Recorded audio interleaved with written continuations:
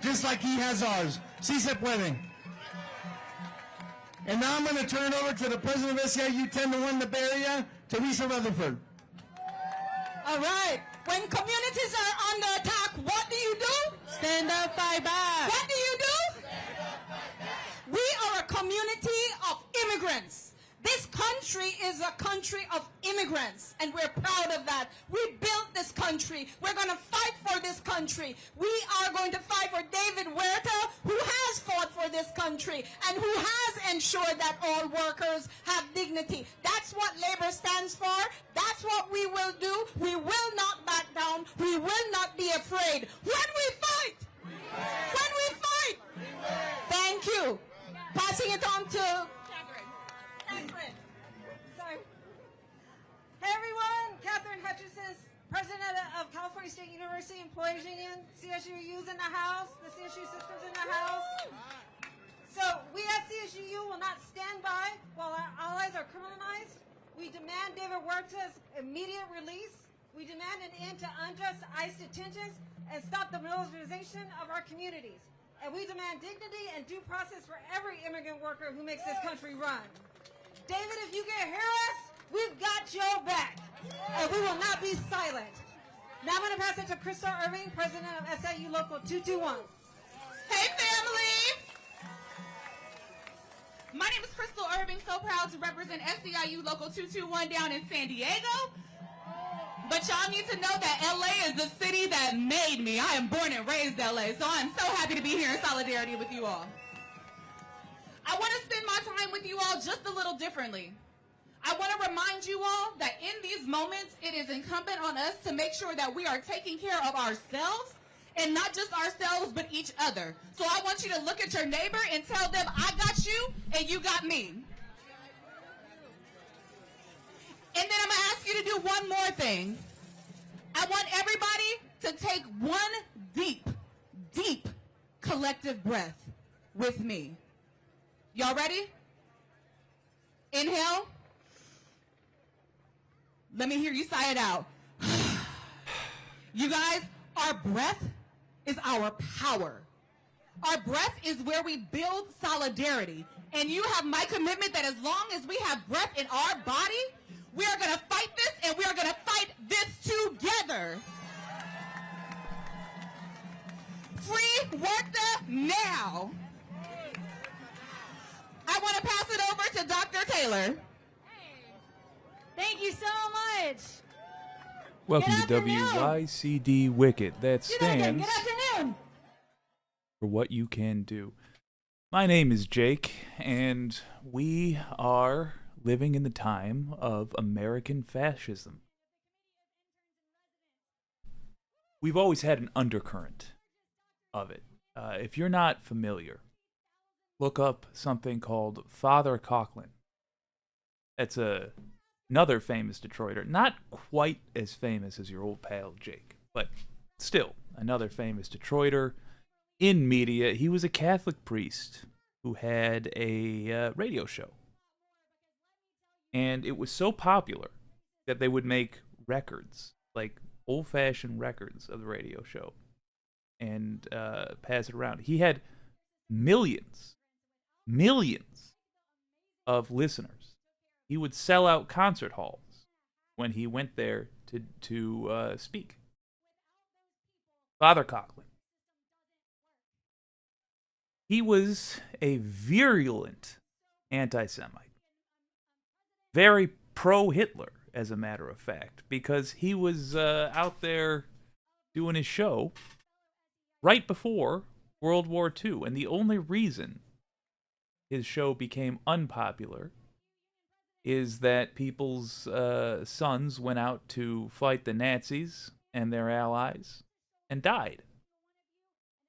No longer became, or it became something that was no longer Father Coughlin's show. It was no longer just fun, you know. Oh, I'm just stretching my hate muscle because all these people with their post-Civil War ideas are really a wet blanket for me, an American who is also evil. We live now in a society that failed to deal with that. We failed to deal with the underlying evil that we knew was there.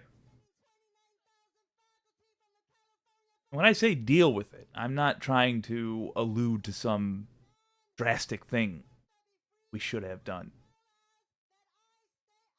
I'm not suggesting that we should have, for example, imprisoned Father Coughlin or any of the Nazi sympathizers that were at his rallies. But this, what we're seeing now, the unrest, the kidnapping of American citizens, and let's just say what's important here, because the left are grown-ups, so we can just talk like grown-ups. People. The cruelty to other people within the borders of America that is currently being protested in LA right there, where a journalist was shot with a rubber bullet, admittedly. But I saw it on camera, apparently quite intentionally. We're dealing with this because we failed to deal with evil in our past. So how should we have dealt with it? How, with the benefit of history, of being able to look back, how should we have dealt with it? Well, prison seems good.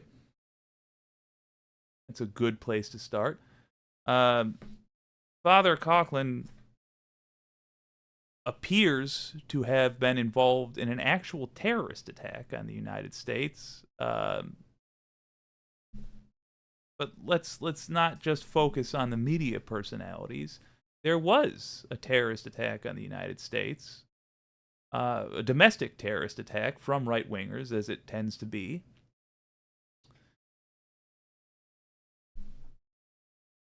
We chose an ammunition maker was a factory that made ammunition was destroyed by Nazi sympathizers.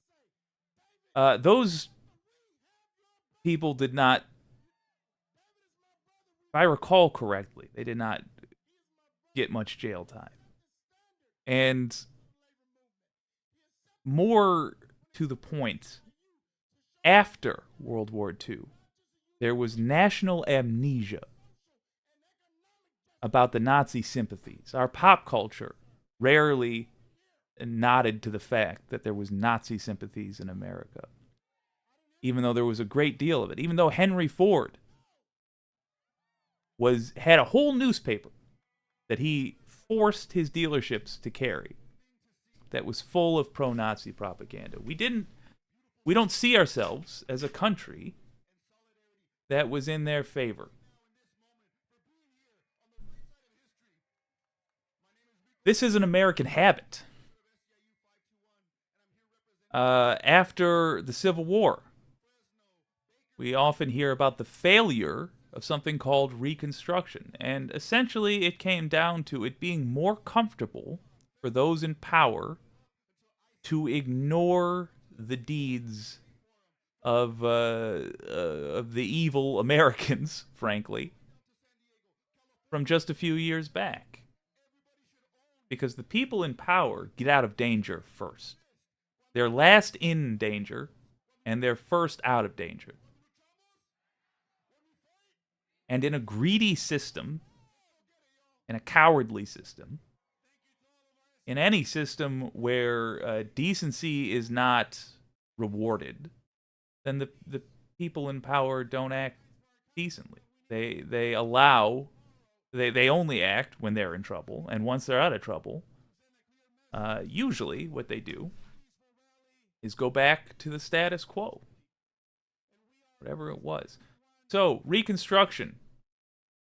We allowed the generals of the Confederacy to be lionized. We allowed traitors to the country to be praised. We allowed streets to be named after them. We allowed military bases to be named after them. The very military that would have fought these people had bases named after these traitors. In our culture, we allowed this.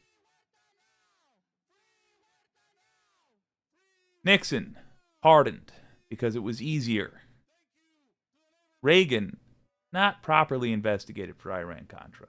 Bush, even though he got 10,000 of his own citizens killed on a lie he told. There was never even a serious discussion of a court case for him. How about Obama? He killed a U.S. citizen. No trial.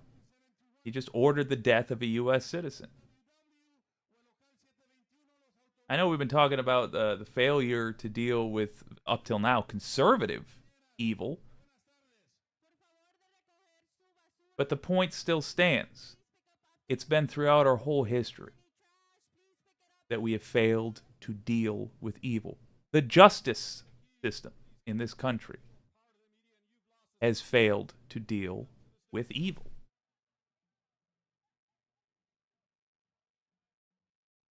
And then Trump. I will always be grateful, brace yourselves, for one thing Trump did. And does. He continues to do it. He's doing it right now.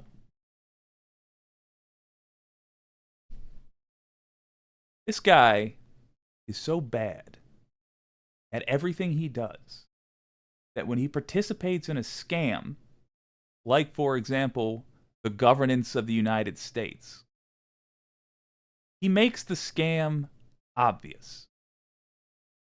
When he sold steaks, he sold them at sharper image, and it was so clearly a cash grab based on his name that there was no question that the quality of the steaks was going to be terrible. And when he was president, he was so obviously a corrupt figure that they had to go through the motions of an impeachment twice. But he exposed that the Republicans are they're the Newt Gingrich party.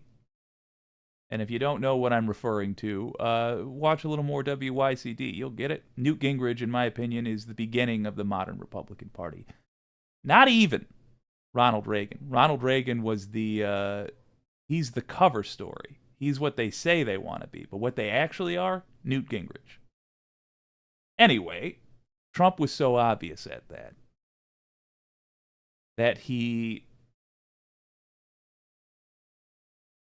made it clear for the casual viewer, which is the average voter, what was going on. And now, after the United States has once again failed to deal with his crimes, his big, obvious crimes, his attempted coup, now he has made it obvious, I think, to the average American what's going on. And so the question is going to be asked of us again. Step one, we got to survive this. But let's assume we survive this. Let's assume there's a democracy, something resembling a democracy, left after Trump is out of power. Either because God finally decides to do us a favor, or because he just decides he's this country enough and is now bored with us and just utterly wins, and we all utterly lose, but nonetheless he moves on. However it is, he winds up out of power. We're still going to be faced with this question. What do we do? What consequences are there for this behavior? Because it is not enough for us just to survive. We have to survive, but that's not enough. What do? I think we put him in prison. We put Steve Bannon, any Trump family member who is who having anything to do with Trump's White House. We put in prison, I think, the majority of the Republican Party. What for? The many crimes they do. The general failure of America has been not putting in prison those who deserve it, but are willing to play power games. Those who don't necessarily threaten the current powers, whatever those are, at a given time, but are in fact dangerous to, the people that don't matter, the citizens. In the minds of the people in power, we don't matter.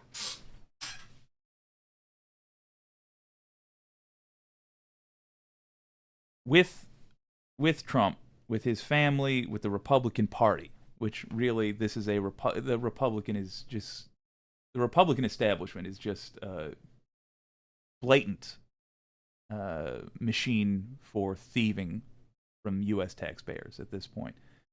If we do not put in effort into imprisoning these folks, there's no point in any of the rest of this. So what can you do? Let's start with the obvious. You gotta survive now. To survive now, you've got to do what these people were doing.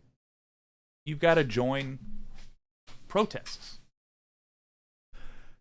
Don't get it twisted. The purpose of protests, they are exactly what you might think they are. It's to raise a big stink. I've done a lot of talking with folks in recent days about this specifically. What's the point? I am forever traumatized by my participation in the Black Lives Matter protests because I was so hopeful that we would actually accomplish something. And for a long time, I thought we failed utterly to accomplish anything. Somebody recently pointed out to me that we don't know how much worse things would be if we simply allowed ourselves to get used to seeing black folks executed on camera. So you're here, or there, or right, cha, or let me rephrase that. You're here, or there, or here, to stop the bleeding. Trump is doing things like having ICE dress up like any old thug, no identification, carrying assault rifles on U.S. streets, raiding neighborhoods, snatching people up, taking them away. He's doing that because he thinks there won't be consequences, or he hopes there won't be consequences. You got to show him that there are. You have to make it difficult. You, especially if you look like me, you might have to break the law. Chaotic good, as opposed to lawful good. You have to do what's right, regardless of what people in power say is right. You know what's right. You see ICE in your neighborhood, call them out. Get your phone out. Start filming them. Go live. You see a protest near you, join it. I'm going to put one big fat pin in this, or rather give you a big fat grain of salt. I'm not sure if it's a good idea to film your fellow protesters. I frankly just don't have enough of an understanding of what the U.S. government is doing with that information. But you should be there. You can find a protest near you with the link in the description right here. But if you're watching this, hopefully on this space, at a slightly later time than the initial time of filming, you can simply go to findaprotest.info. That's findaprotest.info. Now, the reason I like this is because it's practical. It's actually doable for people that gotta work 40 hours a week and raise a family and all that. You can find one near you. You just put in your address and off you go.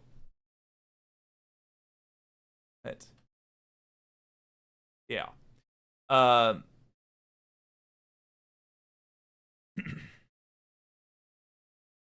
That's how you get through the immediate. That's how you help people today and tomorrow.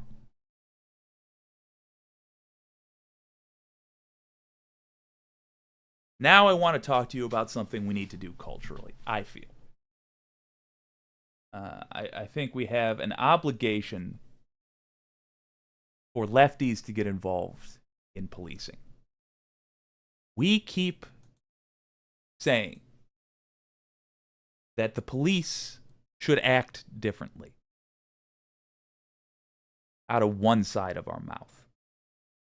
And then out of the other, we say, the police, all cops are bastards, never ever have any association with them whatsoever. I think I would agree generally with the sentiment. I think the current police are scum. I think the police system needs to change. Are you going to let bad guys point guns at you still because the system isn't what it ought to be? Don't encourage your fellow leftists not to become police. I think the worry amongst progressives is that a good person will join the police and then become a bad person.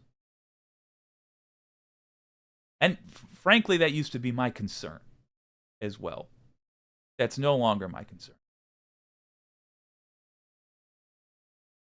Looking at how the Irish stopped getting harassed by the police, in New York in particular, because they became the police.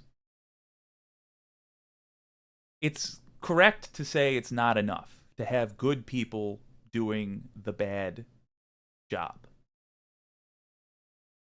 But it's better than the bad people gleefully doing the bad job, and it's a way to get us to the point where we need to be. And in fact, if you had honest people wearing badges, honest meaning, progressives.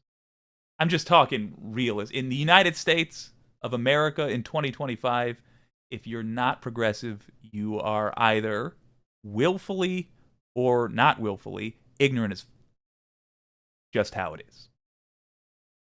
I would rather have honest people being police than dishonest people. And if those honest people are in that position, they have access to the numbers. They can make the case. If you're right, if you're not concerned about whether or not you're correct in your assessment, then you should have no problems at all with getting an honest report on what police are up to. But you're not going to get that unless you have an honest person doing the report. And to get that these days, that's got to be a lefty. And it's already going to be hard enough for a leftist to go into police academy with a bunch of people that are uncomfortable around the Browns. It's going to be hard enough for them to get through their career, not taking bribes, not meeting ticket quotas, while not harassing minority communities. Hard enough for them to do all that without people that they would hopefully be going to for comfort and wisdom, calling them evil all the time. It might be an evil job. It doesn't change the fact that we need lefties to do it. Because the job exists, and there's a finite number of roles to fill, and we need as few of those positions to be filled by the kind of psychopaths that vote for Trump, by the kind of callous considerably naughty people that vote for Trump. We don't need them carrying a gun. We don't need them firing at reporters. We need decent people doing that job. If you are a young leftist, if you're not sure what you want to do with your life yet, let me tell you about my greatest hero, the giant of my life. His name was Ed Dragelis, my daddy. He was a policeman for a couple of years, and then he got drafted, and he had to go be military police in Germany. It's a whole thing. But the point is, he was a police officer for a few years. And this is back when it was, frankly, just a job. I mean, I know people have a deep understanding of this or that or how the overall system, but in Dearborn, in the 50s, late 40s, early 50s, I tell you, his job was to walk around from block to block, literally walking in the middle of the night, making sure doors weren't open, because if they were busted open, someone was breaking into a thing. Talking to people, and generally not harassing the community. He learned a little Arabic. He was beloved by his community, and we need that today. We need people willing to do what it says on the tin. To keep the peace, to be kind to others, to stop traumatic events from happening in a community, and to be honest about their causes. We need, in other words, lefty police officers. That same man, by the way, went on to participate in the correct side of a lot of the civil rights protests that take up pages of your history books now. And he did so with the knowledge, the authority of knowledge, I suppose I would say, that one gets from actually knowing what's going on. And living in the communities he did, he wouldn't have had, because they were, frankly, Lithuanian bubbles. Grand Rapids and in eastern Michigan, Polish-Lithuanian, it's a Michigan thing, but there's people from that part of the world made communities. That's where this family comes from. He wouldn't have known about these things except that he got a little bit more knowledge of the world from the jobs that he had as a young man. Do not discourage lefties from becoming police officers. That doesn't mean we shouldn't fundamentally change the police. I would like to see unarmed police officers, like unarmed traffic cops. I don't think there is a need for violence in a traffic stop. That's a silly thing. I don't think a traffic stop is the place to arrest a violent criminal. But you know what? I don't really know. You know what would make me know? If I had somebody who was a police officer and a stout leftist, i.e. someone who was worthy of trust, who could tell me how best to police a community. That person, as far as I know, does not exist right now. We need to make them exist, which means we need to stop being part of the problem. Yes, fundamentally change policing in America. And also, yes, until that changes, make sure all the police we can get in America are leftists. So again, I say, if you are a young person who just frankly, like my hero, Ed Dragelis, you're a young person who does not know what they want to do with their life yet. A great way to make a little bit of money, and by the way, not have to kill anybody, that's an alternative to the military is the police. Join the police. Become a policeman. Whether you are a man or a woman, whether you are in terrific physical shape or not, try to get in decent physical shape. Police Academy's no joke. You have to run, but do it. It's a fun job, is my understanding, and most importantly, you'll be doing good by keeping somebody who wants to do bad out of that position. Please consider it. Now, as far as the absolute immediate goes, all of us, whether you agree with me on that last point or not, should be going to findaprotest.info. The number one thing we have to do is stop the bleeding. We have to get as many news stations as possible talking about the big thing happening in their city. In Detroit on the 14th, one such protest is happening. I will be there. I doubt very much I will be going live from there because, again, I stress, I'm not sure that it's a good thing to put the faces of protesters on camera, frankly. We're in fascist America. The laws really don't protect us. But go anyway. I will be there in Detroit on the 14th. I hope to see some friends there. That would be lovely. But if you would prefer not to go to Detroit, that's okay. There's protests happening all around the country, and it is basically now our part-time job. It's our hobby. It's our. It should become our habit to simply go to these.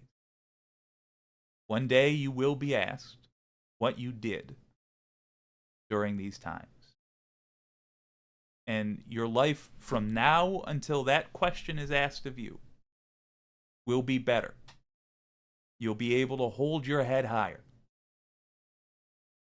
if you know you have an answer. Look at the faces of the young people in your life now and know that if they are decent human beings, one day you will be asked. And they're going to love you no matter what because they're your family. They're your community. You are in that community not because you had to buy your way in, but because it's your community. But will they respect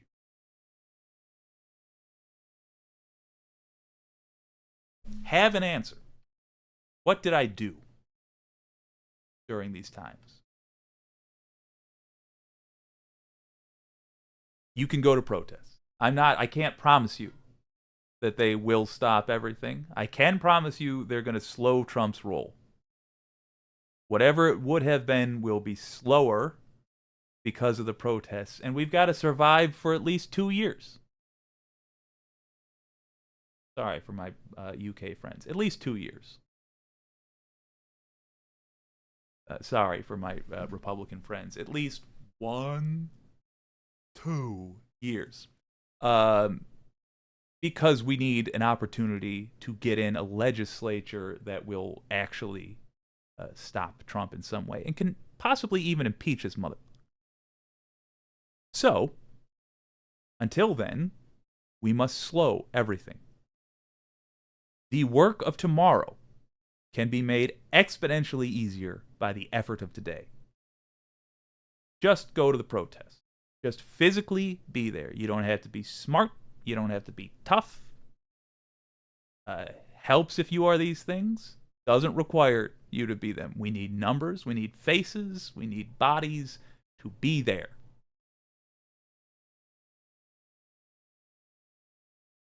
If you're a person who is in between careers, you don't know what you want to do, consider joining the police. Consider getting a job as a cop.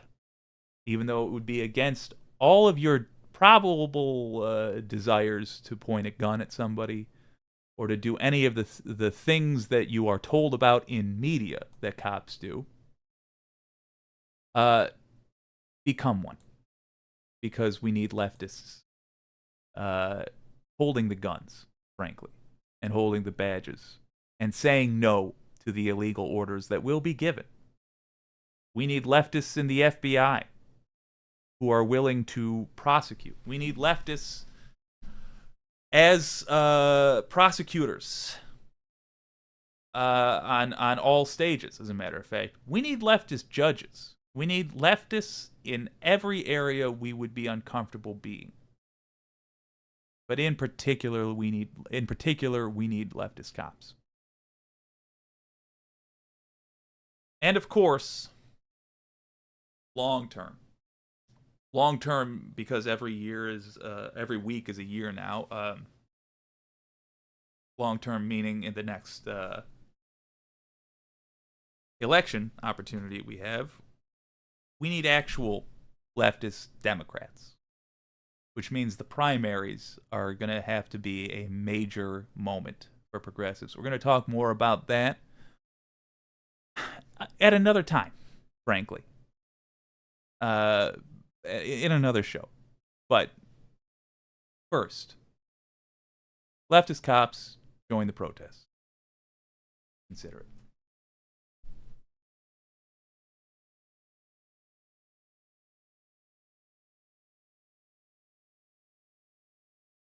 Well, it's not just within the borders that the United States is dealing with horrible things. Oh, wait a minute. Look at this. My word, I nearly forgot that there's an audience. I'm gonna redo this next segment intro after I say hi to my old pals. It's been a long time. Well, son of a gun. Wicked Foxy Dragon, hello. Wireless Mike, hello. Del Martinez, welcome back. Thank you so much. Saucy, Sea Witch, unless you lean into it and go all out on a revolution. Wait a minute, let's see what she's saying. I know, but clearly Trump is the worst option, and apathy has led us to this point. Unless you lean into it and go all out on a revolution. But as a neighbor who lives next to you guys, I would prefer it not be that way. Thank you. Thank you. Groove Dragon, are you joining the police department? No, but that's not a terrible idea. I told you guys a long time ago, if I'm ever going to go into politics, I will delete all my previous videos. That's basically what I did. I put all my previous videos on unlisted because I'm considering going directly into politics. Now, I almost said the C word on the last stream, or on the last section, and I wasn't trying to swear. So, I don't think it would be helpful to the cause. If I'm just being honest with you guys, I don't think it would be helpful to the cause if your old pal Jake was actually a politician. I think it would give you guys a bad reputation, and the things I believe in would be less likely to pass if I were actually running. But I am considering, maybe being a campaign manager for a city council thing, maybe, the entry-level stuff. Because I think, at least for me, I can't say for like the letter hack or Sam Cedar, but for me, I don't have a plan with this that's sufficient for the kind of change we need. At least by itself. I like this a lot. I think it's cool. I think this is an important thing that needs to get done. I think the show is useful for you guys in that it provides you links to things that you can actually turn around and do something with. But I am considering other things. But am I considering copping? No. Because I think I don't think you can do that and another job. You could be the mayor of a small town and have another job. In fact, you have to have another job. Being mayor in most places is like a thing you do very part-time. Being like on the city council, you get like a stipend. You get like $1,000 a year. It's not supposed to be your main job in most places. So I think if you've already got a career, that's a way you can get involved. If you don't have a career yet, or you're looking to change careers, like that's your intention, then consider becoming a cop. But it is like it's sort of like being a firefighter. Like you can't say, "Oh, I'm gonna do it a couple hours a week." Well, maybe actually. In Michigan, it's not like that. There's probably places where you can, but not Michigan. Oh, Donald James X, good to see you too, brother. Jason Hatfield, welcome back, 2025 Jake. I tell you, 2025 Jake is a different man. Donald James X, if you run, I'll support your campaign 100%. Thank you so much, brother. That's what I'm saying, is I want to support somebody. I want to be part of a campaign for sure, and I'll tell you who I'm with. But just, I mean, imagine Sandy, Matt, Andrea, and I in a room together, as we are virtually every Wednesday. And you guys have like a message that needs to be delivered to somebody who doesn't know any of us. Who are you picking to do that? Sandy or Matt, right?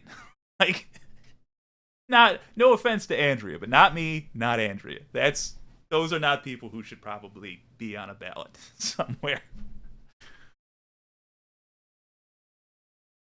Yeah, Donald James X, I will fund your campaign, bro. All right.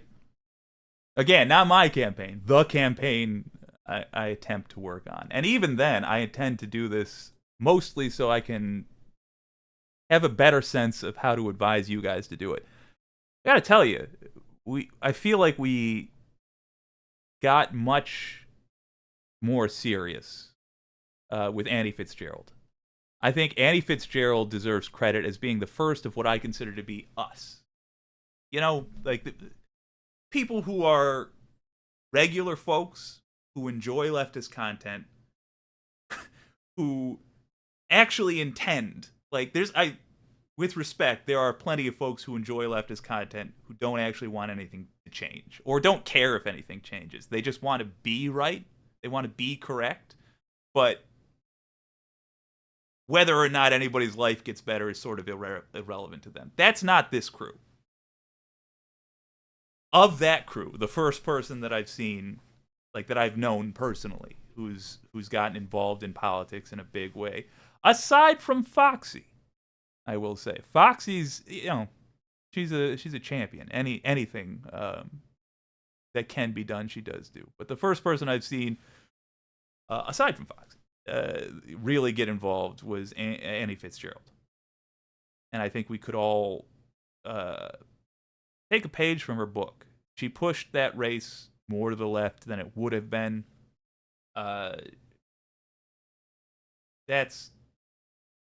If we did that across the country, if every single one of us was involved with a campaign in some way, we would be in a different America now, and we will be in a different America later. We didn't know that. It's impossible to know this stuff before it happens. Annie Fitzgerald could have gone the complete other way, and it could have been an example of, oh, well, we need to do this. But no, it's just worth looking at. All right, speaking of stuff most folks don't care about, we're going to talk about Sierra Leone.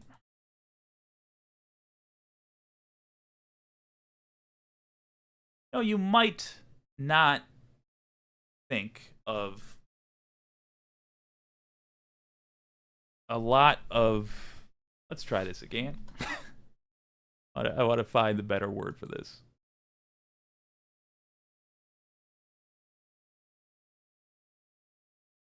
Out-of-body.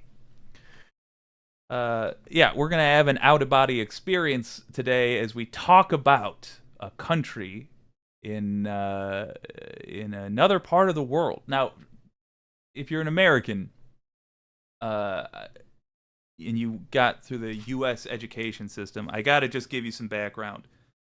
There are actual other countries on the planet other than America.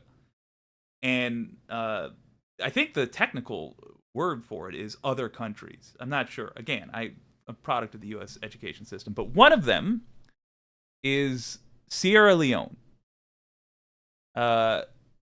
It's a country in Africa where the United States should not have any beef with.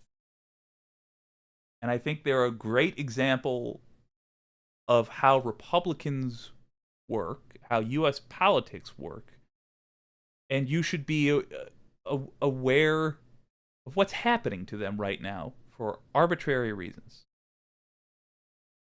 So, immigrants from Sierra Leone are now in jeopardy. They are being targeted by the Trump administration, and the same old is happening, which is to say, a series of excuses are being laid out to deport people from there. They say they're looking for people overstaying their visas, etc., etc. And the problem with this is that they don't actually care. Like the Trump administration does this simply because it allows them to get pictures of brown people being cuffed and tossed out. That's all they're after. It's all they ever have been after. In addition, a diplomat to the United States recently put into to the United States. No, the U.S. diplomat to Sierra Leone recently suggested that a $488 million education grant that the United States gave to Sierra Leone is in jeopardy. Let me make sure I have this grant correct. It's the Sierra Leone Compact. It's a 5-year, $480 million grant agreement aiming to improve access to affordable and reliable electricity to just about 5 million people. I think it's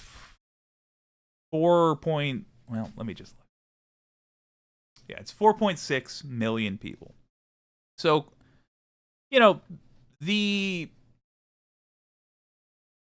what would that be? About 2 Chicago's worth of people, an LA worth of people, just about. Almost a New York full of people. That much electricity on the line. Why? Because the United States, the Republicans said they were going to cut government spending and they were going to deport lots and lots of illegals. And when they said illegals, they meant immigrants that look a certain way. And you will hear lots about folks from Latin American countries, because that's what we're braced for. But that still falls into the same trap that leftists always have, which is to say, giving too much credit to people like this. That's the U.S. ambassador to Sierra Leone. I'm just going to turn up the volume a little bit so you can hear how he sounds. Wait a minute. Go and stay and come back as they're supposed to. But the reality is that tiny minority that does commit crimes in the United States raises serious concerns. The president cited an Egyptian national recently who carried out. So again, one person does a crime, a whole group is punished for it. More and more, it's going to become obvious what's going on. I said it more than a year ago that the day would come where somebody finds a way to describe in short sentences what is going on, and then it will feel like it's always been obvious. It's here. Yeah, it's people with dark-colored skin.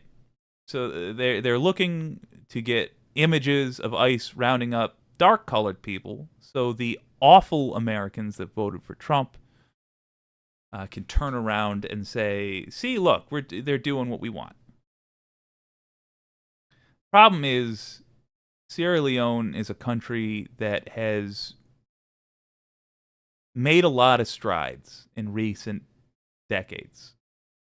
It's a overwhelming understatement, but to keep it simple, Sierra Leone's on the rise. They're doing better than they have in a good long time, and they don't need much to keep going.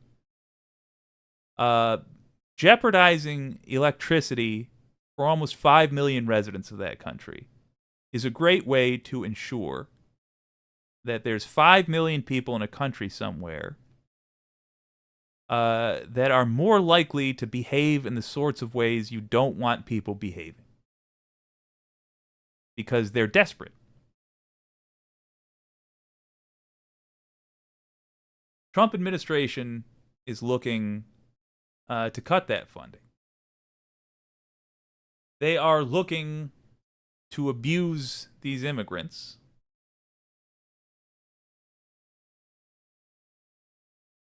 And this is the story that has been in existence for the entirety of conservative thought in America, basically. It's crucial to them that Americans not understand, even on a basic level, how U.S. immigration policy works. So what can you do about this punk up there lying to our allies in Sierra Leone? Pretty easy, actually. Understand the next time. I know it's going to hurt to hear this, but this is the biggest. I'm not telling you an order of easiness of this or an order of how satisfaction it is. I'm telling you an order of importance. In terms of order of importance, the number one thing you can do is vote correctly. And when you find somebody who's probably going to be younger than you, who has every bit as good of intentions as you do, when you find someone like that saying, "I'm not voting for a Democrat at all because I don't like this, that, or the other thing. But the only other alternative on the ballot is a Republican," just remember that ambassador. The guy whose name I don't even know, and I'm talking about him right now. The ambassador to Sierra Leone, that punk. He's in power right now because of Trump. He's saying the things he's saying right now because of Trump.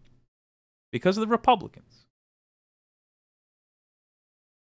He's making Sierra Leone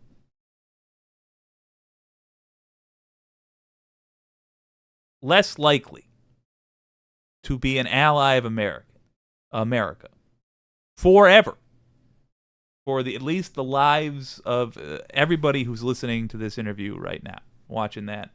The place that I got it from, WeYard, they've got 137,000 subscribers.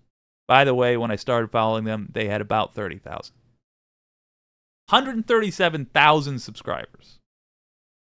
All those folks are going to see this, and their impression of America will be established. This is the result of elections. These little-known figures who collectively make huge changes to how the country functions are the result of elections. So if we are progressives, we need to acknowledge, certainly in the next election, that win or lose for us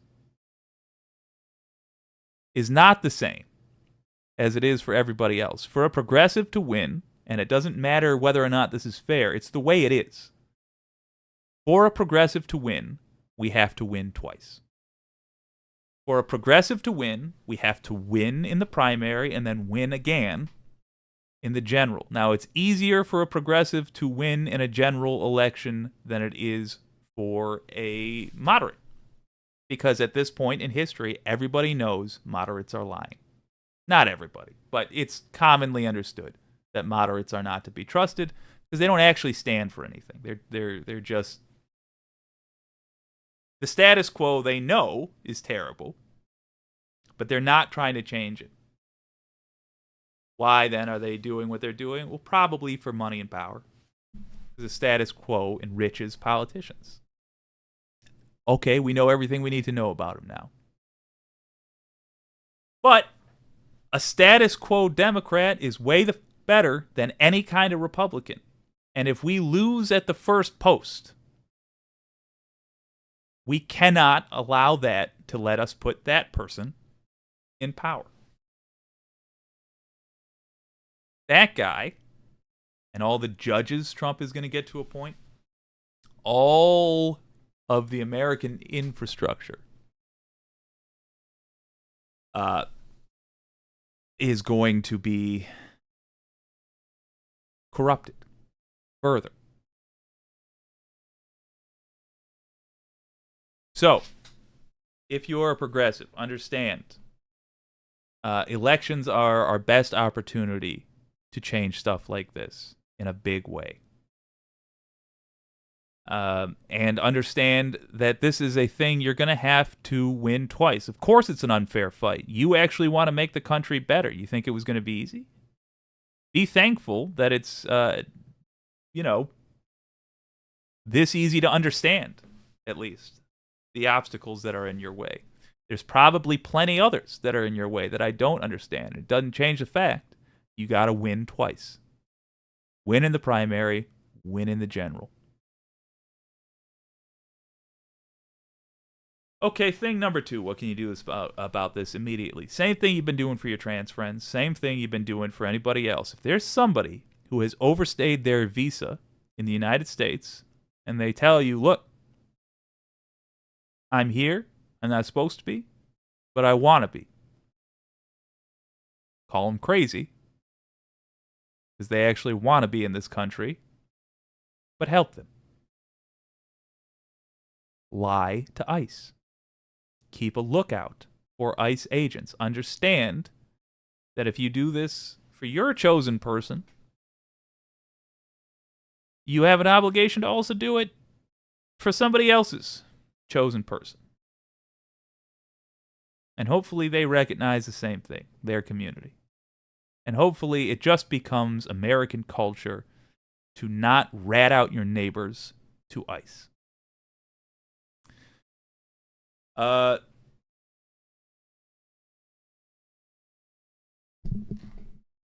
That's probably the second most important thing you can do. It's the most immediate, tell God thank you. And then finally, consider going to your local city council meetings and ask them what they are doing to protect the community from ICE. Go to your local city council meeting and point out the fact that ICE agents have been known to wear no badges, carry assault rifles, and snatch people off the streets. And ask your community, because you're really there, to put this into their heads. Ask your community, should the American people be trained to allow their citizens to be kidnapped in the street by unidentified anybody? By just somebody wearing armor and a rag over their face or whatever insane thing they're doing. By just somebody who bought some camo from Dick's Sporting Goods. Should we train the American people to allow this, to do nothing when this happens? If the answer is no, then how do we behave when it does happen? point them out, yell loudly across the street, "Hey, is that ICE? Who is this? Hey, identify yourself, gunman." Call the police on them. If you see people walking around a neighborhood with assault rifles, call the police on them. Make a bunch of squad cars pull up to these motherfuckers. And if the police don't show up, just keep hollering and pointing at them till they leave. Yell at them to get out. It's as simple as being obstinate and hope that they arrest you. Good if they arrest you. If you're here legally, take advantage of that. Let them arrest you. Waste their time. It's imperfect. And I want to give you the disclaimer that I think maybe should be in the description of every show. And maybe the only thing that I need in there. Frankly, I don't know it'll work. I can't promise you it'll work. I can promise you that you will feel better about yourself than you would if you did nothing.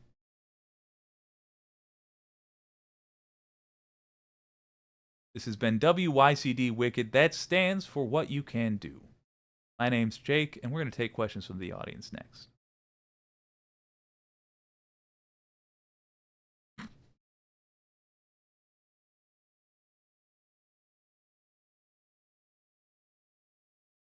Groove Dragon, I offered to adopt or marry a Haitian man. I'm not gay, but I would marry an immigrant if it gave him legal status. Turns out he is marrying his American girlfriend, now fiance, at my suggestion. They asked me to be best man. Oh, that's fantastic.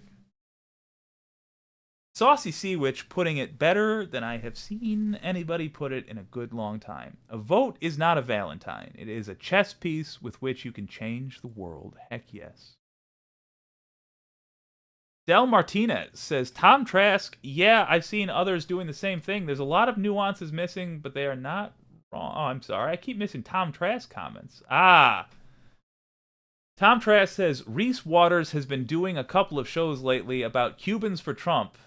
Oh, my God. All right, Del Martinez. Here we go. We're going to start at the beginning. I'm going to read this whole thing because it's an interesting exchange. Del Martinez says, to all my light-colored Latinos and Oz, I know it's hard to believe, but you ain't light enough, darlings. It's true. Everybody thinks, you know what? New segment.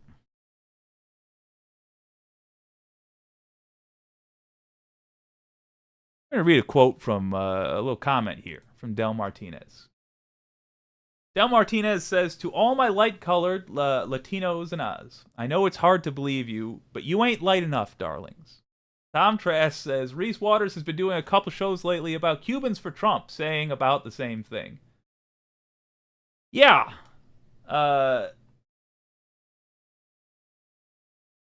That's a pretty darn good way to put it. And let me tell you, let me keep this going. To all of my rich feeling honkies and honkettes, you're not rich enough, brother and sister. If Trump is trying to get your vote, you're simply not rich enough. If he's trying to get your vote by talking in front of a microphone that you didn't pay for, you're not rich enough. All Republicans do what Trump does. They are just better at making it seem like the things that happened for other reasons. But let's look at Trump and Elon Musk for my light-skinned Latinos and Latinas and my bank account challenged honkies and honkettes. Elon Musk, an oligarch, spent about $250 million getting Trump elected. Then Trump, within the first 200 days of his presidency, let's just pull up an image their relationship soured.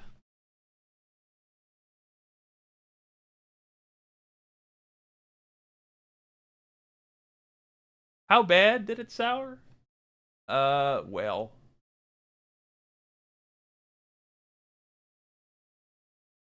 About 1 second. Open. Oh, we'll just use. How bad did it sour? It soured bad enough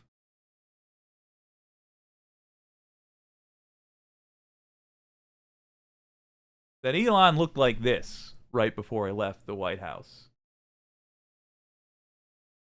Notice he's got a shiner. He got his butt whipped.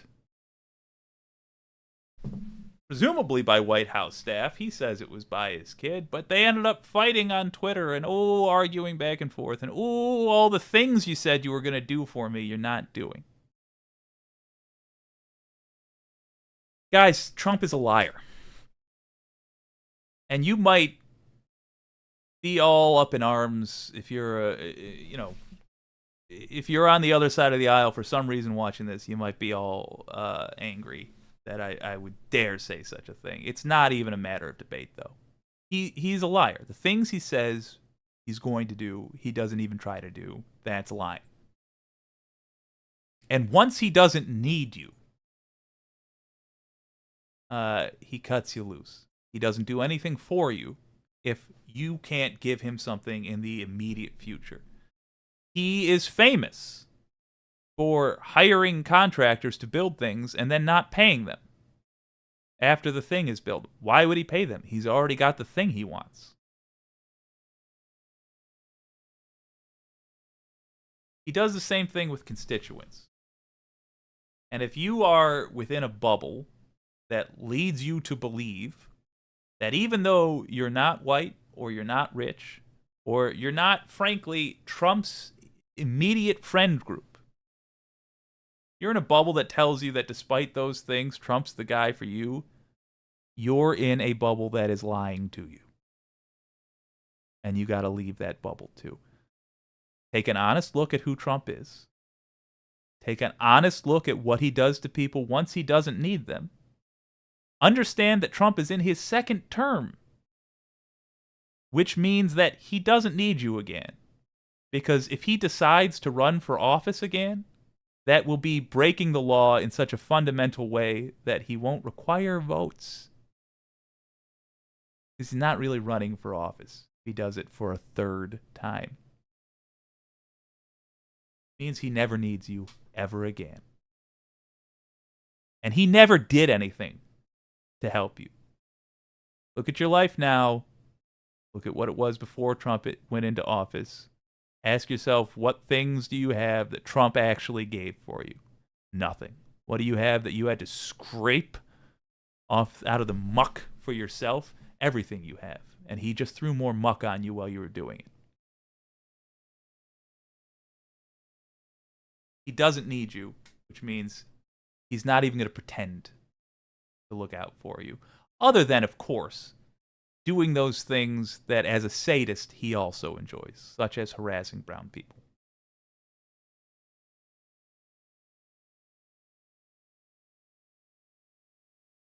If somebody has been telling you that Trump is your friend, that person is lying to you, and you should stop listening to anything they have to say about anything else ever again, because they are not worthy of your trust.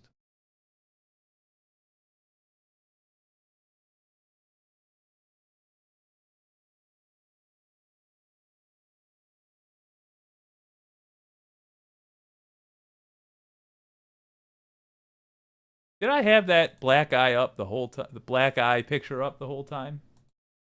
I think I did.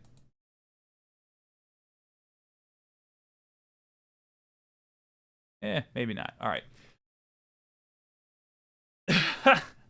Wicked Foxy Dragon. I have to admit, Trump has given me something. An ulcer and so much stress in my neck and shoulders, it is ridiculous. Oh, my girl. Thank you, Pinkerbell. The purple jacket looks sharp as... You know I love a proper, colorful jacket. Saucy Sea Witch says, I think they know and like it. It's a form of masochism. I'd believe that.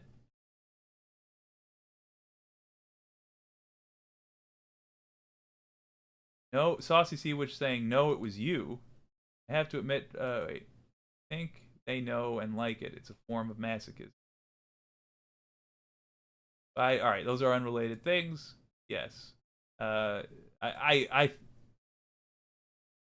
I think I see it as this. They understand that Democrats lie to them, and they understand that Republicans lie to them. And there's a whole lot of people that saw Obama get into office, do nothing to help anybody, essentially, except for Obamacare. That's actually should be huge, but Obamacare, the Affordable Care Act, is not, first of all, known directly to be associated with Obama in these people's bubbles, even though they call it Obamacare.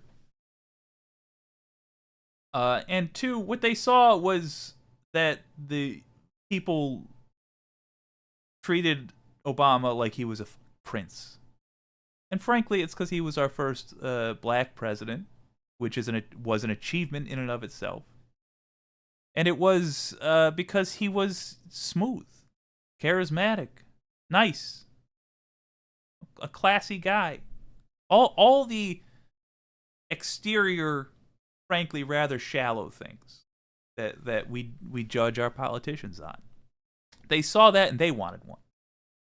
They wanted someone to be an icon for what culturally Republicans were. And that is what Trump is successful at being. He is an icon of what culturally Republicans are. And they should be ashamed.